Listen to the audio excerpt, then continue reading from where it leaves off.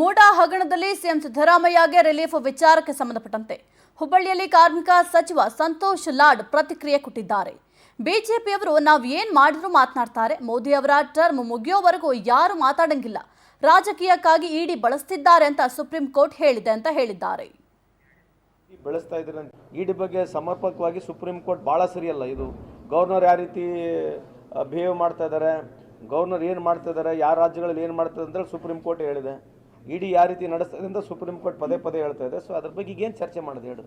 ಇದರಲ್ಲಿ ನೀವು ರಾಜಕೀಯಕ್ಕಾಗಿ ಇಡಿ ಬೆಳೆಸ್ತಾ ಇದ್ದೀರಿ ಅಂತ ಹೇಳಿ ಸುಪ್ರೀಂ ಕೋರ್ಟ್ ಇದು ಈ ವಿಷಯದಲ್ಲ, ಎಲ್ಲ ವಿಷಯದಲ್ಲಿ ಹೇಳಿದೆ. ನಮಗಿಲ್ಲಿ ಗುರ್ತಾಗಲ್ಲ, ಇದರಲ್ಲಿ ಜಾಸ್ತಿ ತೋರಿಸಲ್ಲ. ಯಾವುದೇ ಕೇಂದ್ರ ಸರ್ಕಾರ ವಿರುದ್ಧವಾಗಿರ್ತಕ್ಕಂಥದ್ದನ್ನು ಜಾಸ್ತಿ ಬೆಳಕಿಗೆ ಬರೋದಿಲ್ಲ. ಈ ದೇಶದಲ್ಲಿ ಯಾವುದೇ ನೆಗೆಟಿವ್ ಇದ್ದರೆ ದೇಶದಲ್ಲಿ ಬೆಳಕಿಗೆ ಬರೋದಿಲ್ಲ. ಅದಕ್ಕಾಗಿ 11 ವರ್ಷ ಏನಾಯ್ತು ಅಂದರೆ ಈ ದೇಶದಲ್ಲಿ ಎಲ್ಲರೂ ಸುಖವಾಗಿದ್ದಾರೆ, ಎಲ್ಲರ ಮನೆ ಬಂಗಾರ ತಟ್ಟಿ ಐತೆ, ಎಲ್ಲ ಹುಡುಗರಿಗೆ ಕೆಲಸ ಸಿಕ್ಬಿಟ್ಟೈತೆ, ರೈತರು ಆರಾಮಿದ್ದಾರೆ. ಈ ದೇಶದಲ್ಲಿ ಯಾರಿಗೂ ಕಷ್ಟ ಸುಖನೇ ಇಲ್ಲ. ಏನು ಬಿ ಜೆ ಪಿ ಹೇಳೋದಂದ್ರೆ ಈ ದೇಶದಲ್ಲಿ ಯಾರಿಗೂ ಕಷ್ಟ ಸುಖ ಇಲ್ಲ, ಎಲ್ಲರೂ ಸುಖವಾಗಿದ್ದೀವಿ, ಎಲ್ಲ ಯುವಕರಿಗೆ ಕೆಲಸ ಇದೆ, ರೈತರು ಅನುಕೂಲ ಆಗಿದ್ದಾರೆ. ನಾವು ಏನು ಯೋಚನೆ ಮಾಡ್ತೀವಿ ಪ್ರಗತಿ ಅದಕ್ಕಿಂತ 10 ಸಲ ಜಾಸ್ತಿ ಪ್ರಗತಿ ಮಾಡ್ಕೊಂಡ್ಬಿಟ್ಟಿದ್ದೀವಿ ಅಂತಕ್ಕಂಥದ್ದು ಕನ್ಫೈನ್ಡ್ ಇದೆ. ಅದಕ್ಕೆ ನಾವೇನು ಮಾತಾಡೋಣ?